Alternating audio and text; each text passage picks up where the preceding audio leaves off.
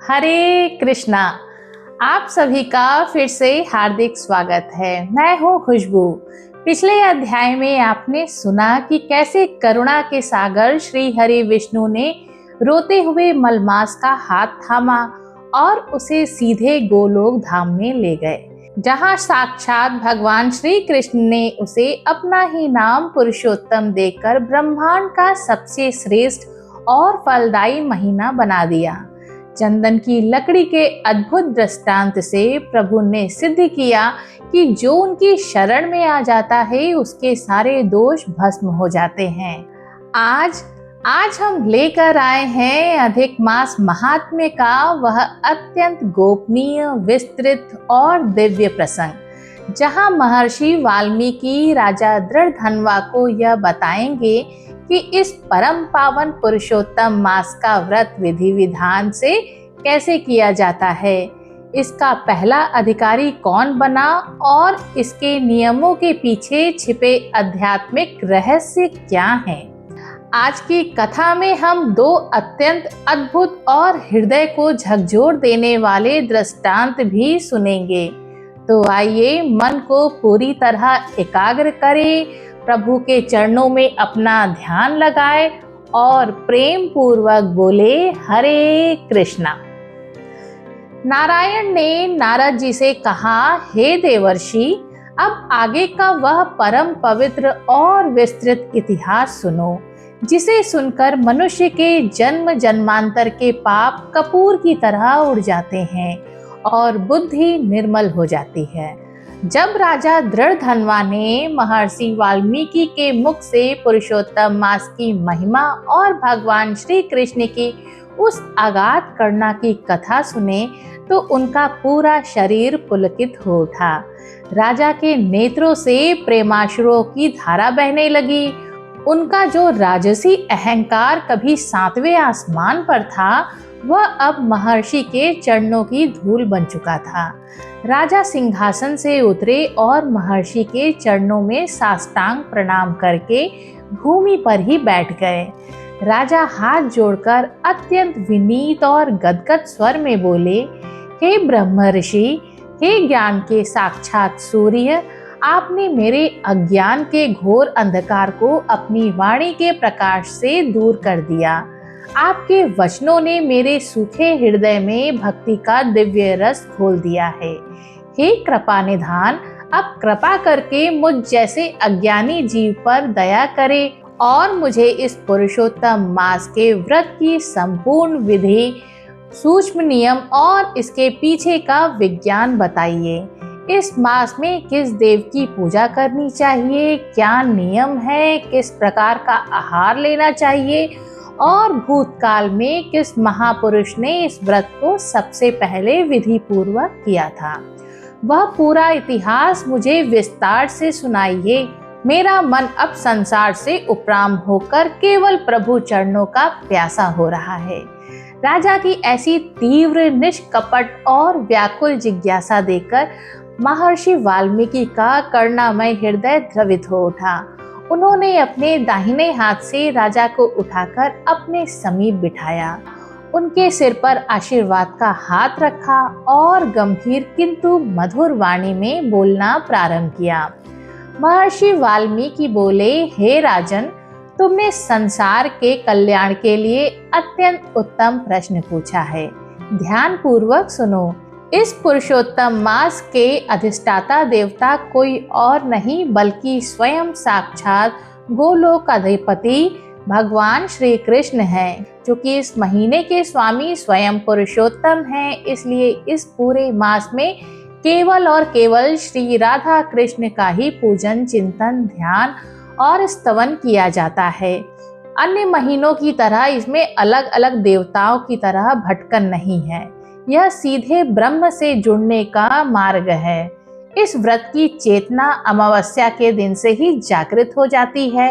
व्रत रखने वाले साधक को पुरुषोत्तम मास के प्रारंभ होने से एक दिन पूर्व अर्थात अमावस्या को ही अपने मन, वाणी और शरीर को शुद्ध कर लेना चाहिए। मास के प्रथम दिन यानी प्रतिपदा को प्रातःकाल सूर्योदय से पूर्व ब्रह्म मुहूर्त में लगभग 4 बजे उठना चाहिए।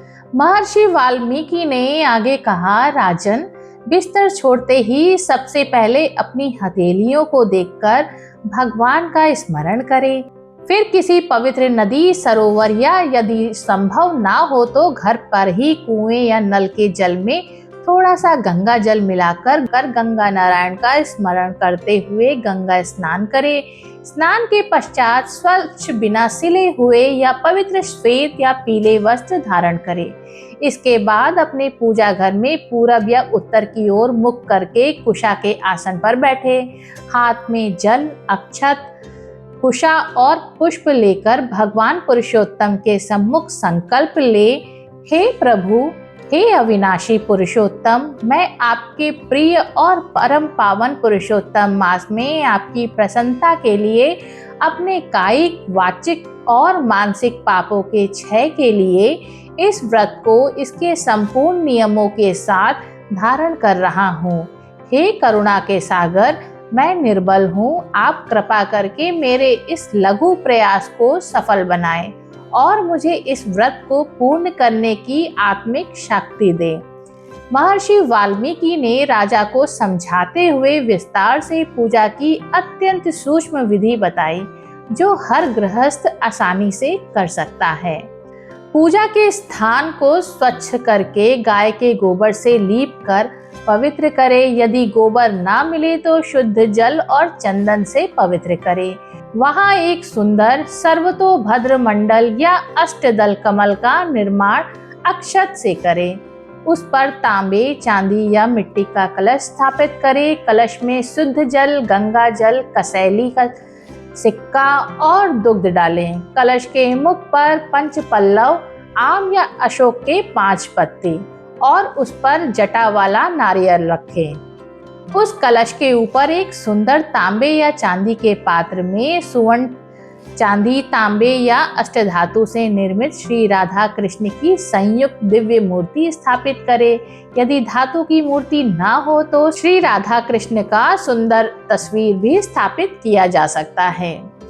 भगवान पुरुषोत्तम का 16 दिव्य सामग्रियों से पूजन करें। इसमें भगवान का आवाहन करें, उन्हें आसन दे, पाद्य जो कि चरण धोने का जल होता है वो रखे, अर्घ धोने का जल, आचमन कराएं। फिर पंचामृत जो होता है दूध, दही, घी, शहद, शक्कर से ठाकुर जी को स्नान कराएं और फिर शुद्ध गंगा जल से स्नान कराकर वस्त्र, यज्ञोपवीत, दिव्य चंदन, सुगंधित पुष्प, धूप, दीप और ऋतुफल, माखन मिश्री का नैवेद्य अर्पण करें।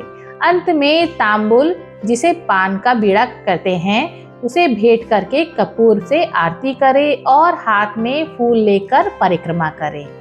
भगवान के सम्मुख पूरे महीने गाय के शुद्ध घी का अखंड दीपक जलाएं। यदि अखंड दीपक जलाना संभव ना हो तो सुबह और शाम लंबी बत्ती का तिल के तेल या गाय के घी का दीपक अवश्य प्रज्वलित करें। यह दीपक ज्ञान का प्रतीक है जो हमारे भीतर के अज्ञान को मिटाता है। पूजा के समय भगवान के इस महामंत्र का जाप कम से कम 1 माला अर्थात 108 बार या जितनी सामर्थ्य हो अवश्य करना चाहिए। ओम नमो भगवते वासुदेवाय या फिर कलयुग के परम तारक मंत्र हरे कृष्णा कृष्णा कृष्णा हरे हरे, हरे रामा रामा रामा हरे हरे का पूर्ण श्रद्धा से आश्रय ले। महर्षि वाल्मीकि बोले, हे राजन, अब इसके आहार और व्यवहार के कड़े नियम सुनो, क्योंकि बिना नियमों के व्रत निष्फल हो जाता है। इस पूरे महीने में तामसिक भोजन, प्याज, लहसुन, मांस, मदिरा, नशीले पदार्थ का सर्वथा त्याग करना चाहिए। जो लोग शारीरिक रूप से समर्थ हैं और जो पूर्ण उपवास रख सकते हैं वे केवल एक समय फलाहार अर्थात दूध और फल करें। जो असमर्थ हैं, वृद्ध हैं, बीमार हैं, वे एक समय सात्विक अन्न बिना नमक का या सीधा सात्विक भोजन मौन रहकर ग्रहण कर सकते हैं। इस मास में कांसे के बर्तन में भोजन करना पूरी तरह वर्जित है।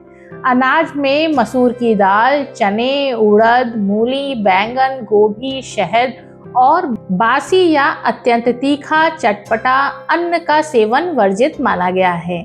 साधक को दिन में केवल एक बार ही भोजन करना चाहिए। बार बार खाना व्रत की श्रेणी में नहीं आता। व्यवहार के नियम भी सुनो।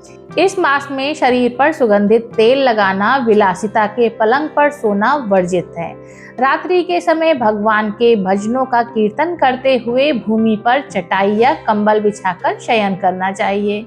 प्रतिदिन बिना नागा किए पुरुषोत्तम मास के महात्म्य की कथा सुननी या पढ़नी चाहिए। जब महर्षि वाल्मीकि नियमों की व्याख्या कर रहे थे तो राजा दृढ़धनवा ने हाथ जोड़कर पूछा, हे ऋषिवर, संसार के लोग इस महीने को छोड़कर बाकी 11 महीनों में सांसारिक कार्यों में व्यस्त रहते हैं। वे सोचते हैं कि इस महीने में पूजा पाठ करने से उनका समय व्यर्थ होगा और उनका व्यापार या धन का नुकसान होगा। इस पर प्रभु श्री कृष्ण का क्या मत है? महर्षि वाल्मीकि मंद मंद मुस्काए और बोले, हे राजन, इसी शंका का समाधान करने के लिए भगवान श्री कृष्ण ने द्वारका में अर्जुन को एक बड़ा ही सुंदर दृष्टांत सुनाया था। ध्यान से सुनो। एक समय की बात है, एक नगर में देवदत्त नाम का एक बहुत ही धनवान स्वर्णकार रहता था। दिन रात केवल सोना पिघलाने, गहने बनाने और तिजोरी भरने में व्यस्त रहता था। उसके पास भगवान का नाम लेने के लिए भी क्षण भर का समय नहीं था। जब भी कोई साधु उसके द्वार पर आता, वह कहता, अरे भाई, मेरे पास बात करने का समय नहीं है। यदि मैं 1 मिनट भी दुकान छोड़ूंगा तो मेरा सैकड़ों का नुकसान हो जाएगा। एक दिन उसके भाग्य से उसके द्वार पर एक सिद्ध संत आए। संत ने उसकी व्यस्तता और धन के प्रति उसका पागलपन देखा। संत को उस पर दया आ गई। संत ने अपनी झोली से एक चमकीला काले रंग का पत्थर निकाला और उस सुनार को देते हुए कहा, हे वत्स, मैं तुम्हारी मेहनत से प्रसन्न हूँ। यह साक्षात पारस पत्थर है। मैं 7 दिनों के लिए तीर्थ यात्रा पर जा रहा हूँ। यह 7 दिन तुम्हारे पास रहेगा। तुम इससे जितना चाहो लोहा छूकर सोना बना लो। 7वें दिन सूर्यास्त के समय मैं इसे वापस ले लूंगा। महर्षि वाल्मीकि ने आगे कहा, राजन, सुनार की खुशी का ठिकाना नहीं रहा। उसने सोचा कि अब तो मैं पूरी दुनिया का सबसे अमीर आदमी बन जाऊंगा। पहले दिन उसने सोचा, अभी तो 7 दिन है। आज बाजार में लोहे का भाव बहुत तेज है। कल लोहे का दाम गिरेगा, तब ढेर सारा लोहा खरीदूंगा और उससे सोना बना लूंगा। दूसरे दिन वह सस्ते लोहे की तलाश में दूसरे शहर जाने को सोचा। तीसरे दिन उसने सोचा कि लोहा खरीदने के लिए मुझे अपनी कुछ गाड़ियां बेचनी पड़ेगी, पहले वो बेच लूं। इसी तरह सोचते सोचते, मोल तोल करते करते और आलस्य में उसके 6 दिन बीत गए। वह बस यही योजना बनाता रहा कि कब और कितना लोहा लाना है। 7वां दिन आ गया। सुनार ने सोचा, आज शाम को संत आएंगे। आज दोपहर को मैं बाजार जाकर सारा लोहा खरीद लाऊंगा। वह दोपहर को भारी मात्रा में लोहा खरीदने बाजार निकला ही था कि रास्ते में उसे खबर मिली कि राजा की सवारी निकल रही है और सारे रास्ते बंद है। वह जाम में फंस गया। जैसे तैसे वह शाम को कुछ किलो लोहा लेकर अपनी दुकान पर पहुंचा ही था कि ठीक उसी समय सूरज डूब गया और वे सिद्ध संत उसकी दुकान पर आ धमके। संत ने कहा, वत्स, 7 दिन पूरे हो गए, मेरा पारस पत्थर मुझे वापस कर दो। सुनार संत के चरणों में गिर पड़ा, रोने लगा और बोला, महाराज, मुझे 2 दिन का समय और दे दीजिए। मैं अभी तक एक रत्ती भी लोहा नहीं छू पाया हूँ। मैं बस योजना ही बनाता रह गया। संत ने मुस्कुराकर पारस पत्थर वापस ले लिया और कहा, मूर्ख, समय किसी की प्रतीक्षा नहीं करता। तुझे 7 दिन का अमूल्य अवसर मिला था, पर तूने उसे कौड़ियों के भाव में गवा दिया। भगवान श्री कृष्ण ने अर्जुन से कहा, हे कुंती पुत्र, ठीक इसी प्रकार यह पुरुषोत्तम मास भी मनुष्यों के लिए भगवान का दिया हुआ पारस पत्थर है। जो अज्ञानी मनुष्य यह सोचते हैं कि इस महीने में भक्ति करने से उनका व्यापार छूट जाएगा या धन की हानि होगी, वे उसी मूर्ख सोनार की तरह है। जब जीवन का सूर्यास्त होगा तो वे हाथ मलते रह जाएंगे और यह अमूल्य अवसर हमेशा के लिए चला जाएगा। इसलिए बुद्धिमान मनुष्य को चाहिए कि इस महीने में सब कुछ छोड़कर पारस रूपी कृष्ण नाम को छू ले, ताकि उसका जीवन सुवर्ण हो जाए। यह अद्भुत दृष्टांत सुनकर राजा दृढ़धनवा के रोंगटे खड़े हो गए। उन्हें समझ आ गया कि समय की महत्ता क्या है और पुरुषोत्तम मास का एक एक क्षण कितना कीमती है। तब राजा दृढ़धनवा ने पुनः प्रश्न किया, हे गुरुदेव, इस परम पावन व्रत को भूतकाल में सबसे पहले किस महापुरुष ने किया था और उन्हें किस प्रकार सिद्धि मिली? वह कथा मुझे विस्तार से सुनाइए। महर्षि वाल्मीकि बोले, हे राजन, इस व्रत के आदि अनुष्ठाता स्वयं राजा उपरिचर वसु थे। प्राचीन काल में राजा उपरिचर चेदी देश के चक्रवर्ती सम्राट थे। वे परम प्रतापी होने के साथ साथ अत्यंत धर्मनिष्ठ, प्रजावत्सल और भगवान विष्णु के अनन्य भक्त थे। उनके राज्य में कभी कोई दुखी नहीं रहता था, परंतु प्रारब्ध का खेल का कोई नहीं जानता। एक बार उनके राज्य में भयंकर अकाल पड़ा। लगातार 3 वर्षों तक बादलों ने पानी की एक भी बूंद नहीं बरसाई। नदियां सूखी रेत में बदल गई, कुएं पाताल लोक में चले गए, पेड़ पौधे ठुंड हो गए और हरी भरी धरती पर दरारें पड़ गई। पशु पक्षी तड़प तड़प कर मरने लगे और प्रजा अन्न के एक एक दाने के लिए त्राही त्राही कर उठी। राजा उपरिचर वसु अपनी प्रजा का यह दारुण दुख देखकर भीतर तक टूट गए। उन्होंने राजसी वस्त्र उतारे, राजकाज अपने योग्य मंत्रियों को सौंपा और स्वयं इस घोर संकट से मुक्ति का मार्ग खोजने और तपस्या करने के लिए घने वन की ओर चल दिए। महर्षि ने कथा को आगे बढ़ाते हुए कहा, वन में भटकते हुए भूख और प्यास से व्याकुल राजा की भेंट अचानक देवर्षि नारद से हुई, जो हाथ में वीणा लिए नारायण नारायण का गान कर रहे थे। राजा ने दौड़कर देवर्षि नारद के चरण पकड़ लिए और रोते हुए बोले, हे देवर्षि, मेरी प्रजा भूख से मर रही है। राजा के रहते हुए यदि प्रजा तड़पे तो वह राजा नरक के अधिकारी होता है। मुझे कोई ऐसा उपाय बताइए जिससे मेरी धरती की प्यास बुझे और प्रजा के प्राण बच सके। देवर्षि नारद ने अपनी दिव्य दृष्टि से देखा और मुस्कुराते हुए बोला, हे राजन, घबराओ मत, तुम्हारा कल्याण निश्चित है। संयोगवश आज से ही परम पवित्र पुरुषोत्तम मास का प्रारंभ हो रहा है।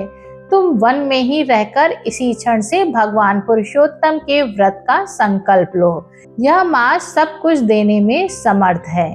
महर्षि वाल्मीकि बोले, राजन, नारद जी के वचनों पर पूर्ण विश्वास कर राजा उपरिचर वसु ने वन में ही किया। बिना अन्न और जल ग्रहण किए, केवल वायु का भक्षण करके 30 दिनों तक अत्यंत कठोर पुरुषोत्तम मास व्रत का पालन किया। उन्होंने मिट्टी की एक सुंदर वेदी बनाई, उस पर जंगली फूलों और कंदमूल से साक्षात भगवान पुरुषोत्तम और राधा रानी के प्रतीक स्वरूप स्थापन किया और अश्रुपूर्ण नेत्रों से पूजन किया। वे दिन भर प्रभु का ध्यान करते, पूरी तरह जागकर ठाकुर जी के दिव्य नामों का संकीर्तन करते थे।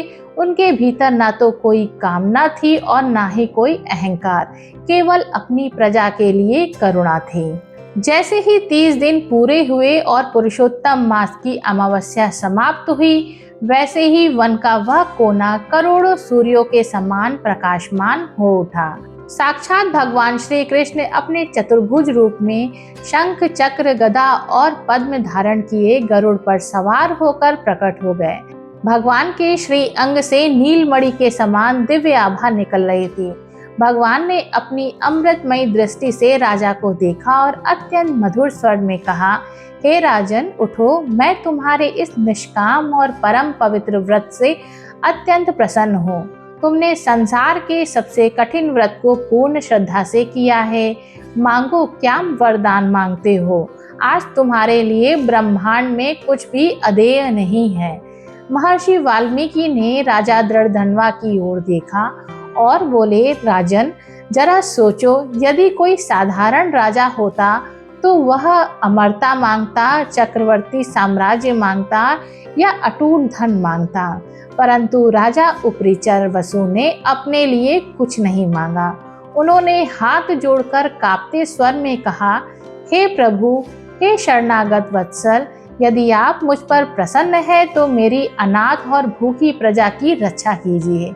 मेरे चेदी देश का यह भयानक अकाल दूर हो जाए, काले बादल झूम कर बरसे और मेरी धरती फिर से हरी भरी और धन धान्य से पूर्ण हो जाए।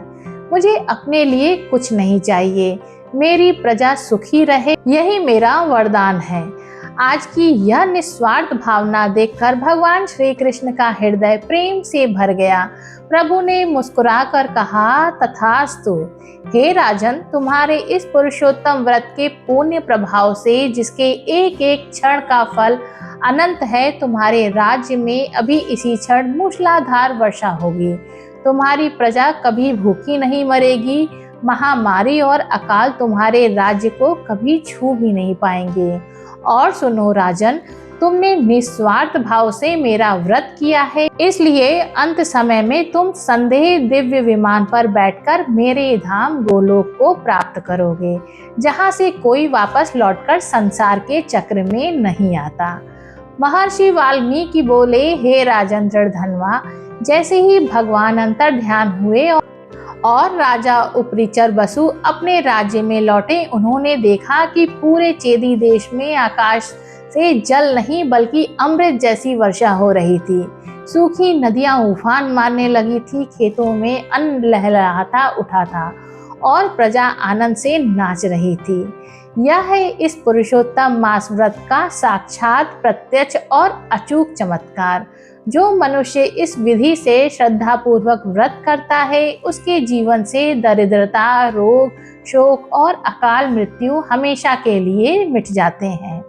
महर्षि वाल्मीकि ने कथा को और गहरा करते हुए कहा, राजन, अब मैं तुम्हें भक्ति के आंतरिक स्वभाव को समझाने के लिए एक और गुप्त दृष्टांत सुनाता हूँ, जो स्वयं सुखदेव जी ने राजा परीक्षित को सुनाया था। एक बार एक जिज्ञासु शिष्य ने अपने गुरु से पूछा, गुरुदेव, हम इस पुरुषोत्तम मास में जो नाम जप करते हैं, दीपदान करते हैं या कथा सुनते हैं, वह ऊपर से तो बहुत साधारण क्रियाएं लगती हैं। क्या केवल हाथ से दीपक जला देने या जीभ से कृष्ण का नाम बोल देने मात्र से भगवान हमारे भीतर आ जाते हैं? इसका आंतरिक रहस्य क्या है? गुरुदेव ने उस शिष्य को कोई उत्तर नहीं दिया। उन्होंने उसे एक कांच का गिलास दिया जिसमें साफ पानी भरा हुआ था। गुरुदेव ने पास रखी कटोरी से एक चम्मच पिसी हुई सफेद मिश्री ली और उस पानी में डाल दी। गुरुदेव ने शिष्य से कहा, वत्स, देखो इस पानी में क्या है? शिष्य ने कहा, गुरुदेव, इसमें मिश्री तैर रही है। फिर गुरुदेव ने चम्मच से उस मिश्री को पानी में पूरी तरह घोल दिया। मिश्री पानी में अदृश्य हो गई। अब गुरुदेव ने पूछा, वत्स, अब देखकर बताओ, क्या तुम्हें इसमें मिश्री दिखाई दे रही है? शिष्य ने ध्यान से देखा और कहा, नहीं गुरुदेव, मिश्री तो गायब हो गई है। अब इसमें कुछ नहीं दिखाई दे रहा, केवल साफ पानी है। गुरुदेव ने कहा, अच्छा, अब इस पानी की एक बूंद अपनी जीभ पर रखो और बताओ इसका स्वाद कैसा है। शिष्य ने पानी चखा और मुस्कुराकर बोला, गुरुदेव, यह पानी तो अत्यंत मीठा है। गुरुदेव ने कहा, गिलास के नीचे का पानी चखो। शिष्य ने नीचे से पानी पिया और कहा, महाराज, यह भी उतना ही मीठा है। तब गुरुदेव ने गंभीर होकर कहा, हे वत्स, ठीक यही स्थिति इस पुरुषोत्तम मास में की जाने वाली भक्ति की है। जब तुम इस महीने में बाहरी रूप के व्रत के नियम पालते हो, दीप जलाते हो या नाम जपते हो, तो वह उस चम्मच भर मिश्री की तरह है, और प्रेम से इस क्रिया को दोहराते हो तो वह नाम और भक्ति तुम्हारी चेतना के जल में पूरी तरह घुल जाती है। फिर ऊपर से भले ही तुम एक साधारण मनुष्य दिखो, तुम में कोई बाहरी बदलाव ना दिखे, लेकिन जो भी व्यक्ति तुम्हारे संपर्क में आएगा, जो भी तुम्हारी वाणी को सुनेगा, उसे तुम्हारे भीतर से कृष्ण प्रेम का यही दिव्य और मीठा रस मिलेगा।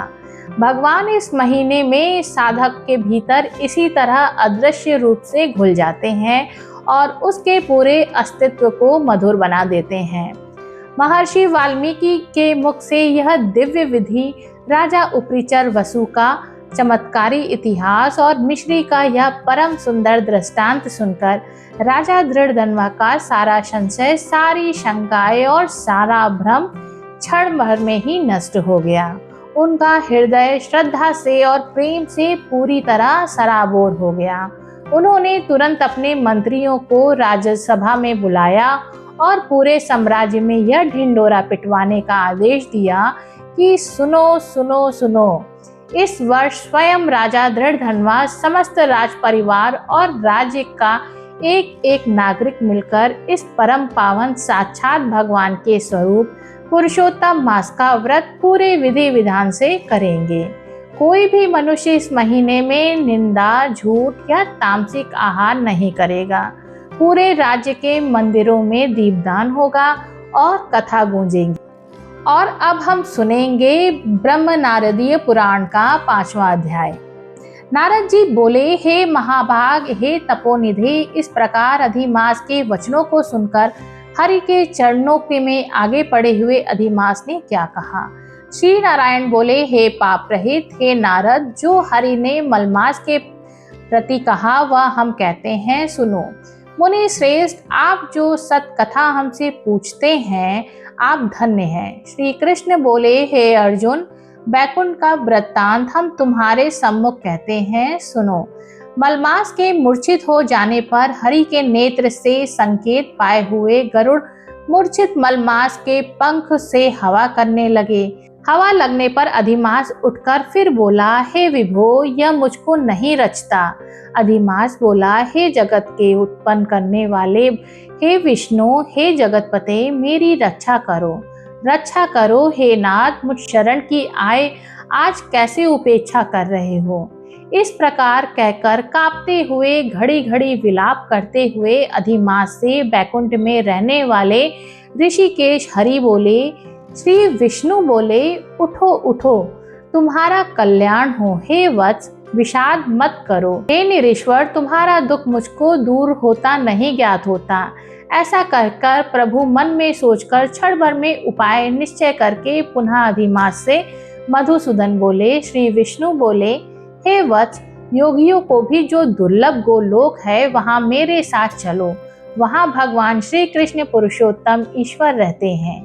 गोपियों के समुदाय के मध्य स्थित 2 भुजा वाले, मुरली को धारण किए हुए, नवीन मेघ के समान श्याम, लाल कमल के सदृश नेत्र वाले, शरद पूर्णिमा के चंद्रमा के समान अति सुंदर मुख वाले, करोड़ों कामदेव के लावण्य की मनोहर लीला के धाम, पीतांबर धारण किए हुए, माला पहने वनमाला से विभूषित, उत्तम रत्नाभरण धारण किए हुए, प्रेम के भूषण भक्तों के ऊपर दया करने वाले, चंदन चर्चित सर्वांग, कस्तूरी और केसर से युक्त, वक्ष स्थल में श्री वत्स चिन्ह से शोभित, कौस्तुभ मणि से विराजित, श्रेष्ठ से श्रेष्ठ रत्नों के सार से रचित, किरीट वाले, कुंडलों से प्रकाशमान, रत्नों के सिंहासन पर बैठे हुए, पार्षदों से घिरे हुए, यह वही पुराण पुरुषोत्तम परम ब्रह्म हैं।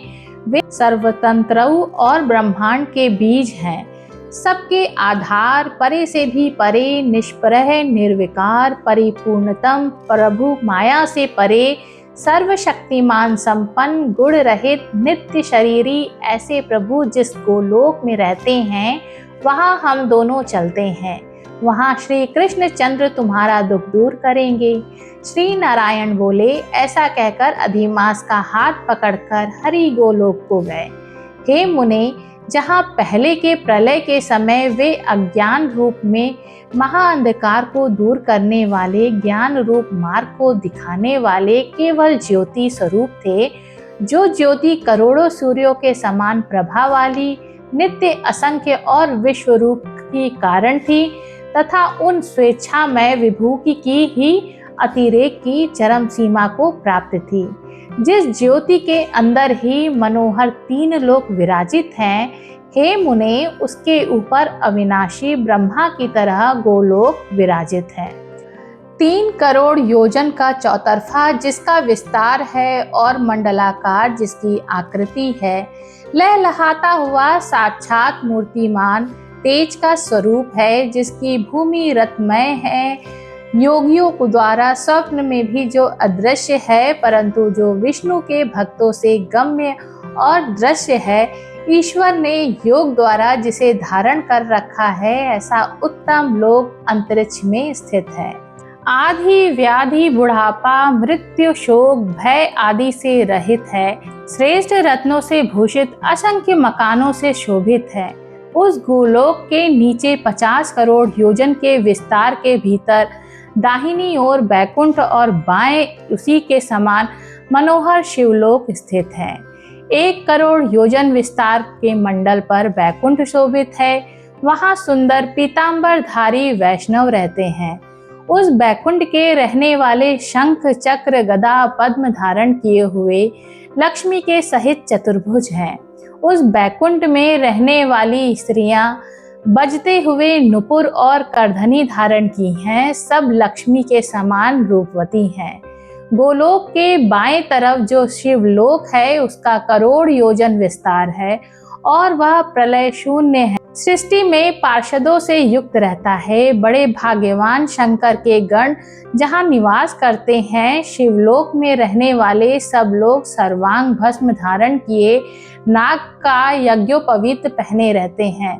अर्धचंद्र जिनके मस्तक में शोभित हैं, त्रिशूल और पट्टिसधारी सब गंगा को धारण किए वीर हैं और सबके सब शंकर के समान जयशाली हैं। गोलोक के अंदर अति सुंदर एक ज्योति है। वह ज्योति परम आनंद को देने वाली और बराबर परमानंद का कारण है। योगी लोग बराबर योग द्वारा ज्ञान चक्षु से आनंद जनक निराकार और पर से भी पर उसी ज्योति का ध्यान करते हैं। उस ज्योति के अंदर अत्यंत सुंदर एक रूप है, जो कि नील कमल के पत्तों के समान, श्याम लाल कमल के समान नेत्र वाले, करोड़ों शरद पूर्णिमा के चंद्र के समान शोभायमान मुख वाले, करोड़ों कामदेव के समान सौंदर्य की लीला का सुंदर धाम, 2 भुजा वाले, मुरली हाथ में लिए, मंद हास्य युक्त पीतांबर धारण किए, श्री वत्स चिन्ह से शोभित, वच स्थल वाले, कौस्तुभ मणि से सुशोभित, करोड़ों उत्तम रत्नों से जड़ित, चमचमाते किरीट और कुंडलों को धारण किए, रत्नों के सिंहासन पर विराजमान, वनमाला से सुशोभित, यही श्री कृष्ण नाम वाले पूर्ण परम ब्रह्म हैं।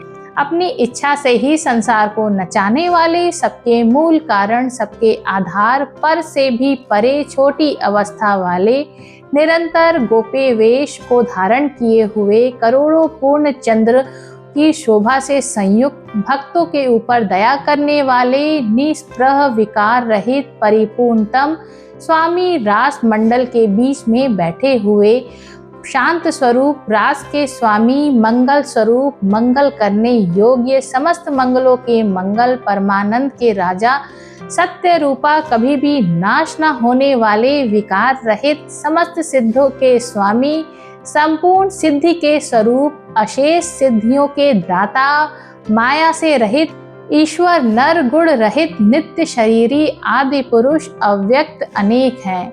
नाम जिनके अनेकों द्वारा स्तुति किए जाने वाले, नित्य स्वतंत्र अद्वितीय शांत स्वरूप, भक्तों को शांति देने में परायण, ऐसे परमात्मा के स्वरूप को शांति प्रिय, शांत और शांति के परायण जो विष्णु भक्त हैं, वे ध्यान करते हैं।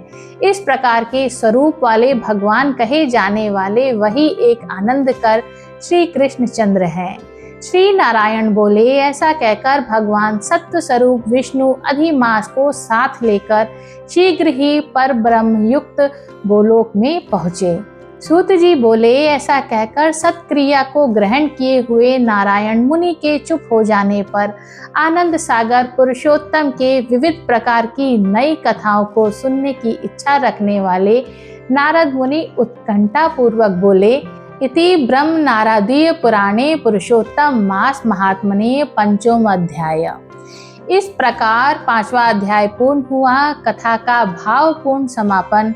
मेरे भक्तों, मेरे प्यारे भाइयों और बहनों, यह 5वां अध्याय हमें कितनी गहरी बात सिखाता है। यह हमें सिखाता है कि भगवान की भक्ति कठिन नहीं है, बस उसमें नियम, निरंतरता और मिश्री की तरह घुल जाने वाली सच्ची श्रद्धा होनी चाहिए। राजा उपरिचर वसु ने अपनी प्रजा के लिए निस्वार्थ भाव से व्रत किया तो भगवान ने उनकी पूरी धरती को निहाल कर दिया। और वह पारस पत्थर वाला दृष्टांत हमें याद दिलाता है कि संसार के काम तो अगले जन्म में भी मिल जाएंगे, पर यह पुरुषोत्तम मास रूपी पारस पत्थर बार बार नहीं मिलता। राजा दृढ़धनवा ने अब पूरे राज्य के साथ व्रत का दृढ़ संकल्प ले लिया है। अब आगे की कथा में हम जानेंगे कि जब राजा और उनकी प्रजा ने मिलकर यह व्रत शुरू किया तो प्रकृति ने क्या चमत्कार दिखाए और राजा के जीवन में कौन सा ऐसा रहस्य खुला जिसने उन्हें स्तब्ध कर दिया।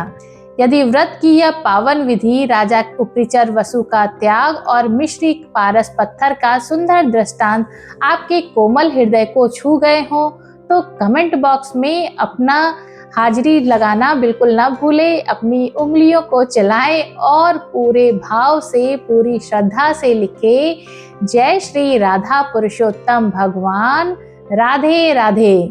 इस पावन कथा को ज़्यादा से ज़्यादा लाइक करें, अपने परिवार, मित्रों और व्हाट्सएप ग्रुप में शेयर करें ताकि इस पुरुषोत्तम मास की गंगा हर घर तक बह सके और सबको इसका पुण्य मिले।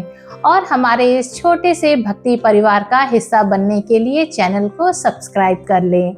अगले अध्याय में फिर मिलेंगे राजा दृढ़धनवा की आगे की कथा और पुरुषोत्तम मास के और भी गहरे रहस्यों के साथ। इसी रस और दिव्य आनंद में डूबने के लिए तब तक के लिए अपने घर में रहें, खुश रहे और प्रभु का नाम जपते रहे। जय श्री राधे राधे, हरे कृष्णा।